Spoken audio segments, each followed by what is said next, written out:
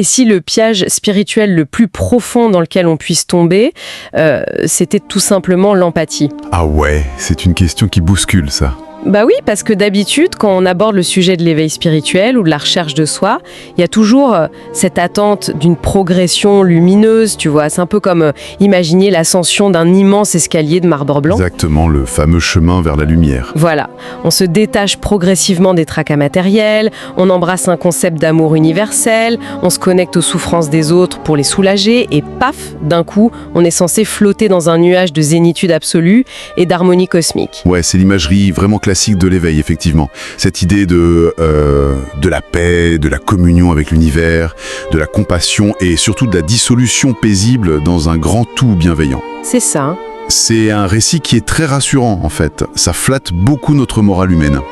Ah, ça rassure énormément, oui. Mais voilà, aujourd'hui, on ouvre notre pile de sources du jour en se basant très fortement sur la vidéo Ressenti Suite et les concepts majeurs de la chaîne Pureté en Soi. Et cet escalier de marbre blanc, il s'effondre immédiatement. Carrément. Il n'en reste plus une miette. C'est ça. Notre exploration d'aujourd'hui nous plonge dans une réalité qui n'a absolument rien à voir avec ça. C'est une démarche radicale, extrêmement solitaire, presque chirurgicale, quoi. Et sans la moindre concession.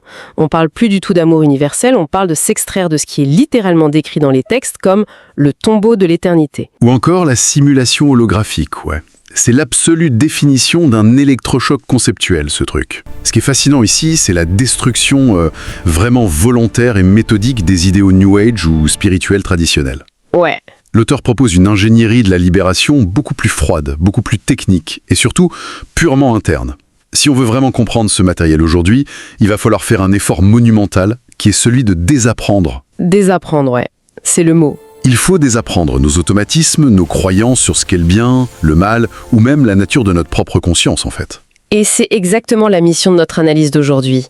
Pour comprendre cette libération radicale, on va pas faire de liste à puces classique, on va vraiment devoir suivre le cheminement exact proposé par ces sources. C'est la seule façon de ne pas se perdre. Du coup, il va falloir qu'on reparte de la base absolue, qu'on comprenne ce qu'est réellement ce fameux ressenti vibrant, pour ensuite voir comment il nous pousse à affronter nos propres ténèbres, et enfin, comment tout ça aboutit à une souveraineté totale face à ce monde. Mais avant même d'espérer courir vers la ligne d'arrivée, il faut déjà regarder où on se trouve sur la ligne de départ. Le fameux point zéro. Voilà. Et l'auteur parle sans arrêt de l'instruction centrique. Qu'est-ce que ça veut dire concrètement pour quelqu'un qui débute ce parcours ? Alors, le terme instruction centrique, c'est vraiment la clé de voûte de tout le système. Dans la spiritualité classique, on va dire que l'instruction, elle est périphérique. C'est-à-dire ? Gourou, tu télécharges un savoir extérieur, quoi. L'instruction centrique, elle postule que la seule information non corrompue provient du centre absolu de l'individu, de son noyau immortel, en fait. D'accord, donc c'est une auto-instruction. Exactement. C'est une auto-instruction. Mais, et c'est là que ça se corse, pour que cette instruction puisse remonter à la surface et être perçue, la toute première exigence, le prérequis totalement non négociable, c'est la vacuité mentale. Ah oui, le fameux espace mental vide. Voilà, il faut imposer un espace mental totalement vide. Alors facile à dire, hein, notre cerveau c'est une vraie machine à produire de la pensée en continu. Pourquoi l'auteur est-il si vindicatif contre la pensée ? Parce qu'il l'explique comme une mécanique complètement artificielle. L'auteur détaille longuement que la pensée quotidienne, le dialogue intérieur incessant qu'on a tous, l'intellect analytique, tout ça, c'est pas nous. C'est pas nous ? Non. Ce sont des programmes d'interférence. C'est une fonction de la matrice qui bloque ce qu'il définit comme le savoir instantané. Le savoir instantané, c'est une information pure, vibratoire, qui passe pas du tout par la déduction logique. Et pour que cette information passe, le canal mental doit être complètement purgé de la réflexion. J'ai adoré un détail très spécifique dans les sources à ce sujet, d'ailleurs. On y trouve un conseil pratique, presque anecdotique, pour appliquer cette vacuité au quotidien. Ah oui, l'exemple de la cuisine. Ouais, l'exemple de la cuisine. L'idée, c'est d'ouvrir son frigo, de regarder des ingrédients et de préparer instinctivement un repas. Genre un curry, ou même de se lancer dans un borsch russe sans aucune recette. Sans passer par la case réflexion ou évaluation, quoi. Exactement. C'est simplement le fait d'agir dans l'instant. Ou encore, le simple fait de ranger ses clés machinalement en rentrant chez soi, sans se raconter toute une histoire dans sa tête sur la journée qui vient de s'écouler. Si on connecte cet exemple à la mécanique globale, c'est une méthode très concrète pour court-circuiter l'automate humain. Cuisiner sans penser, c'est désactiver le personnage social et psychologique pour laisser l'instinct pur opérer. C'est habituer le corps et la conscience à fonctionner sans l'intermédiaire parasitaire de la raison. Des pensées parasites, des doutes, des anticipations. Et on passe notre vie à essayer de décrypter ce grésillement. C'est exactement ça. Alors que pour entendre le véritable message de la station, il faut surtout pas analyser le bruit blanc. Il faut littéralement trouver l'interrupteur, éteindre le haut-parleur mental et juste écouter le silence qui reste. Une métaphore très juste. Et c'est précisément là que l'exploration bascule. Parce que une fois que la radio mentale est éteinte, une fois que ce silence est imposé de force, avec quoi on est censé naviguer? Que reste-t-il à percevoir? Ce qui nous amène à ce concept central des textes, le fameux ressenti vibrant. Quand tout est silencieux, c'est ce truc-là qu'on est censé chercher et utiliser comme nouvelle boussole. Exactement. Et l'auteur est très catégorique sur la définition de ce ressenti vibrant. Selon lui, c'est le tout premier sens original de l'être. C'est une perception qui se situe dans des profondeurs qui sont inatteignables par la biologie. C'est bien plus profond que la vue, l'ouïe ou le toucher. D'accord. Mais surtout, et c'est là que le bas blesse pour beaucoup de gens, c'est décrit comme étant infiniment supérieur et carrément opposé au ressenti émotionnel ou énergétique. Attends, il faut vraiment qu'on s'arrête là-dessus. Parce que moi, je sens une énorme friction quand on lit ça. L'auteur est sérieusement en train de dire que si je suis quelqu'un de très empathique, si je ressens les émotions d'une pièce, ou si je vois une tragédie à la télé et que je ressens une compassion profonde, c'est une erreur. Selon lui, oui. Mais ça sonne incroyablement froid, presque sociopathique, pour une oreille moderne, non ? Dans notre société, l'empathie, c'est la marque ultime des gens éveillés ou profondément bons. Comment est-ce qu'il justifiait que ce soit un piège ? Je comprends tout à fait la résistance que ça provoque. C'est hyper contre-intuitif. Mais il faut regarder la mécanique qu'il décrit, pas la morale humaine. L'auteur affirme que ressentir émotionnellement le monde extérieur, c'est pas un don, c'est une faille de sécurité majeure. Une faille de sécurité ? Ouais. Dans la cosmologie de ces textes, l'émotion, même la compassion, la pitié ou l'amour conditionnel, c'est un fluide. C'est une monnaie d'échange vibratoire. Une monnaie d'échange pour qui ? Pour des entités prédatrices ou des forces systémiques qui sont souvent appelées les archontes ou simplement la matrice. Ces entités, en fait, elles peuvent pas générer leur propre énergie. Elles ont besoin d'une fréquence spécifique, d'une volatilité émotionnelle, pour maintenir la simulation en place. Oh, waouh ! Donc, si tu utilises ta sensibilité pour absorber les souffrances du monde, tu ne sauves personne. Selon cette logique, tu deviens une batterie ouverte. La matrice génère un drame holographique, précisément pour récolter ta réaction émotionnelle. C'est dingue. Donc en fait, en croyant être un bon samaritain énergétique, on fait qu'alimenter le système qui a créé la souffrance en premier lieu. C'est un changement de paradigme complètement vertigineux. Mais du coup, si l'empathie extérieure est une arnaque matricielle, à quoi sert le vrai ressenti vibrant ? Il est purement interne. L'auteur utilise l'image d'un diamant situé dans ce qu'il nomme l'épicentre, tu vois, le point zéro de l'individu. Ce diamant, c'est un récepteur de ta propre vibration originelle, et de rien d'autre. Il sert uniquement à te lire toi-même. Et comment on fait la différence au quotidien alors ? Parce que ça doit pas être évident. Non, c'est clair. Mais les sources offrent des conseils très pragmatiques pour ça. Il faut cesser de valider les frissons, la chaleur, l'euphorie ou les grandes vagues d'amour cosmique comme des preuves de connexion spirituelle. D'accord, l'astral qui mime le divin en gros. Exactement, l'astral adore mimer le divin. Donc il faut s'enfoncer plus loin, sous la couche des émotions, dans une zone neutre, silencieuse, où on ressent simplement la présence lourde, immuable et évidente de son propre être. C'est vraiment un exercice de rétractation brutale. Tu ramènes tout vers toi. Voilà, on ramène toute son attention de la périphérie mondiale vers ce centre dur et inaltérable. D'accord, donc je résume. Je coupe ma radio mentale, je retire mes tentacules émotionnels du monde extérieur et je me recentre sur ce diamant intérieur. On pourrait s'attendre, avec tout ce vocabulaire sur la pureté et le diamant, à y trouver une lumière immaculée et super réconfortante. Sauf que les sources sont claires, si on tourne ce regard affûté vers l'intérieur, on ne trouve pas que de la lumière. On va croiser nos propres zones d'ombre. Et ça, c'est la phase la plus exigeante et la plus ardue du processus. C'est celle qui sépare les rêveurs de ceux qui pratiquent réellement l'instruction centrique. L'auteur insiste sur une prise de conscience d'une brutalité assumée, en fait. Il faut arrêter immédiatement de blâmer l'extérieur. Il faut cesser de pointer du doigt les élites, la matrice, le système de contrôle ou même les entités invisibles. Mais attends, Pourquoi arrêter de les blâmer si, comme tu viens de l'expliquer, ils nous utilisent comme des batteries à suie? Tout simplement parce que l'individu est désigné comme le créateur originel de sa propre corruption initiale. Oh là là, c'est un concept hyper lourd à porter. On est à l'origine de notre propre enfermement. J'ai cette analogie en tête pour essayer de vulgariser un peu ça. C'est comme si on découvrait soudainement qu'on est le propriétaire légal d'une gigantesque maison hantée. J'aime beaucoup cette image. On passe notre temps à se plaindre des fantômes, de l'ambiance lugubre, des portes qui claquent toutes seules et de l'énergie qui nous pompe. Mais en fouillant dans les archives de la cave, on réalise avec effroi que c'est nous-mêmes, à un moment donné de notre existence primordiale, qui avons signé les baux de tous ces fantômes. On les a invités. C'est ça.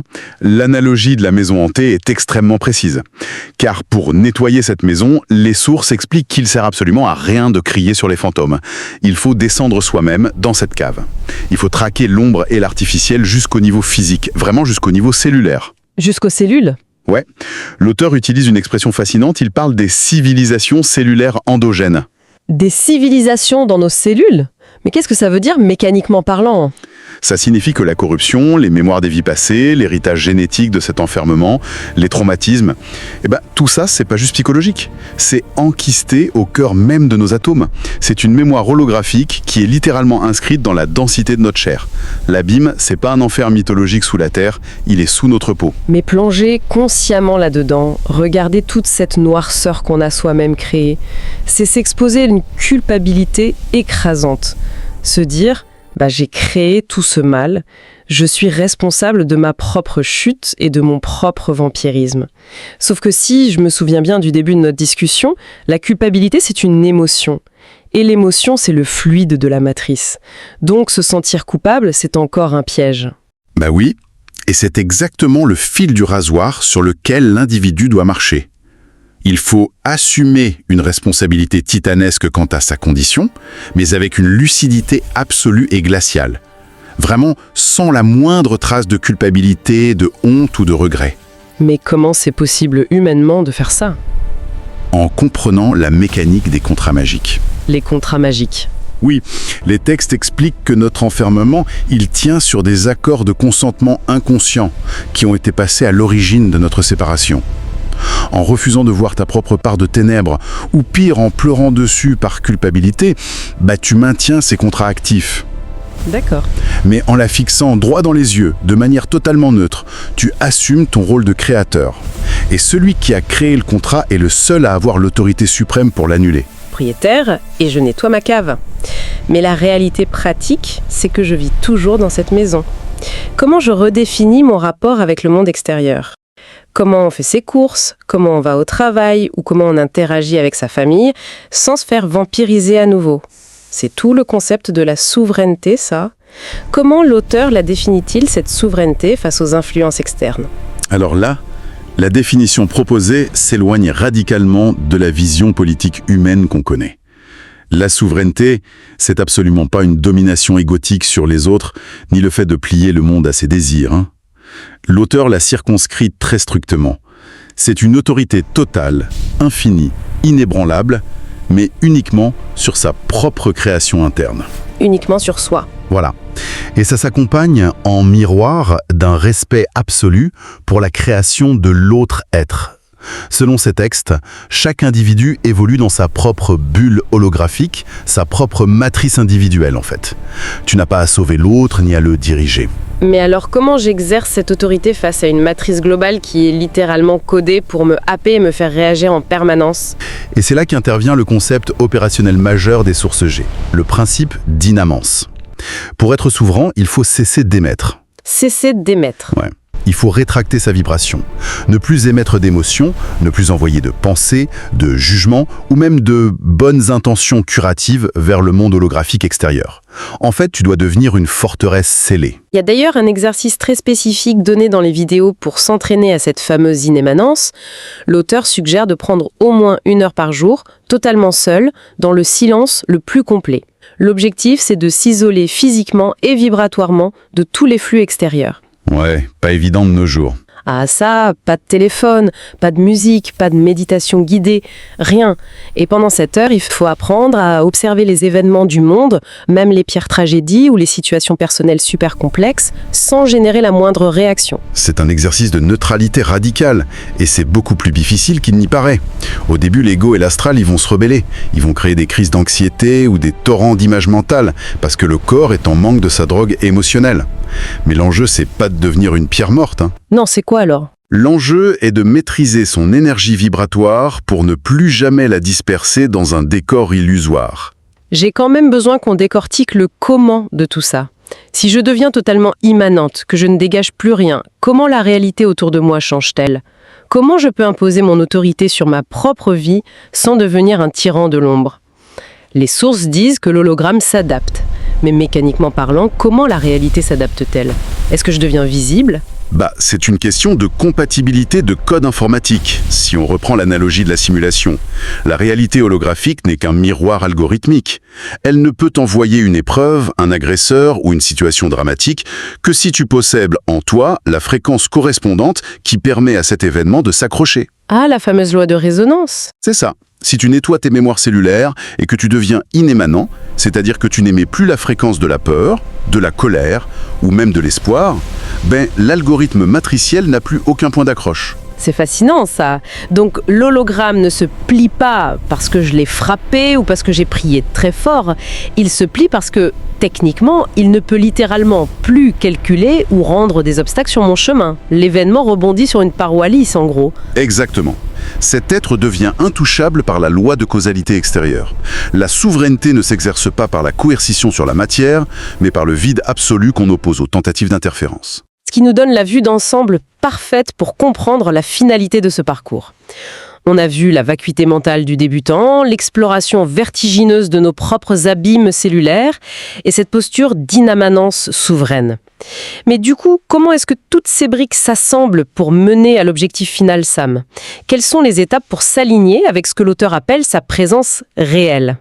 Alors, les sources détaillent une architecture de libération très précise, qui mène à la naissance de l'être éternel.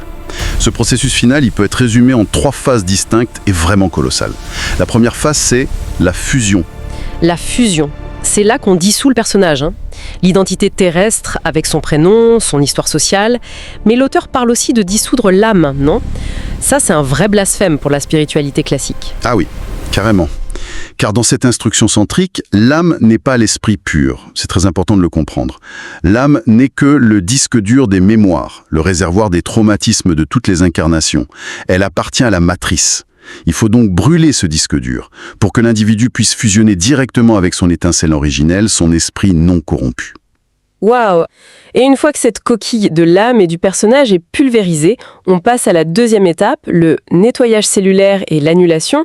On en a un peu parlé avec l'abîme, c'est le fait de nettoyer l'atome physique. Mais l'auteur ajoute qu'il faut annuler toute sa propre création holographique depuis ce qu'il nomme la diffraction initiale.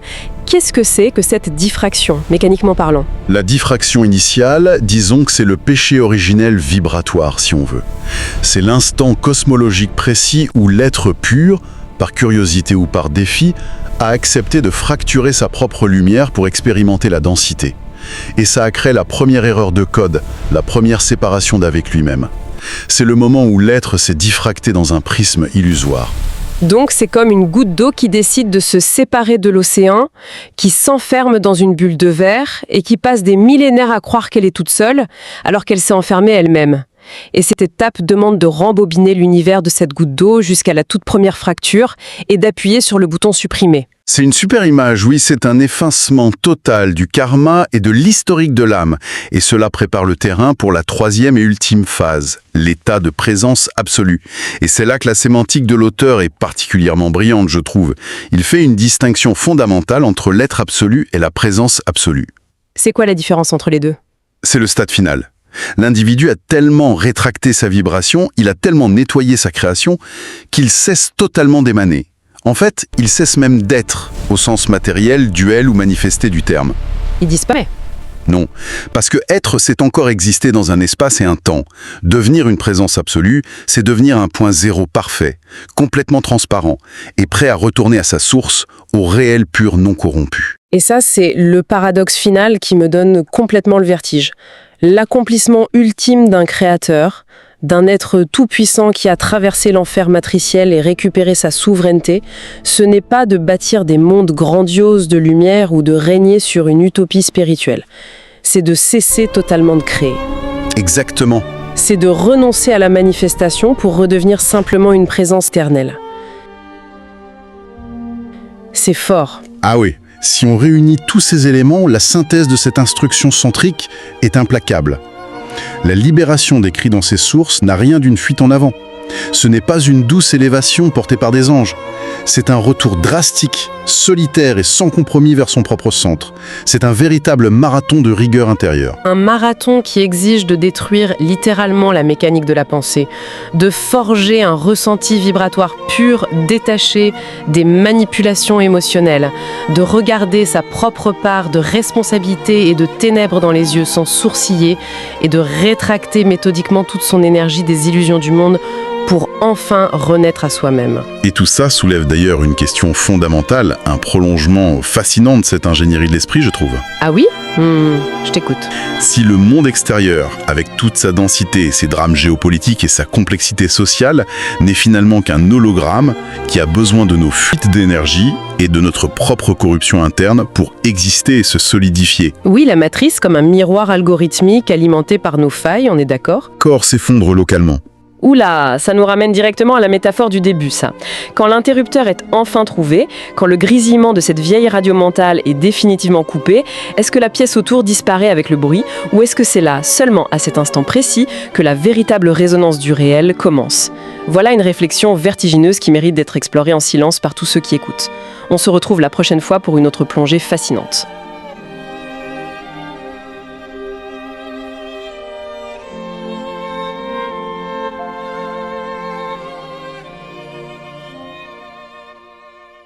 Le pire, c'est pas la méchanceté des hommes, mais le silence des autres qui font tout semblant d'hésiter.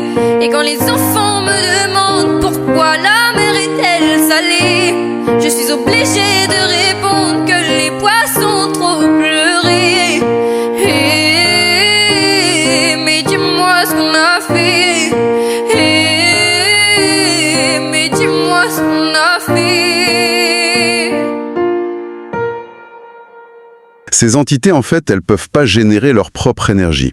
Elles ont besoin d'une fréquence spécifique, d'une volatilité émotionnelle, pour maintenir la simulation en place. Oh, waouh! Donc, si tu utilises ta sensibilité pour absorber les souffrances du monde, tu ne sauves personne. Selon cette logique, tu deviens une batterie ouverte.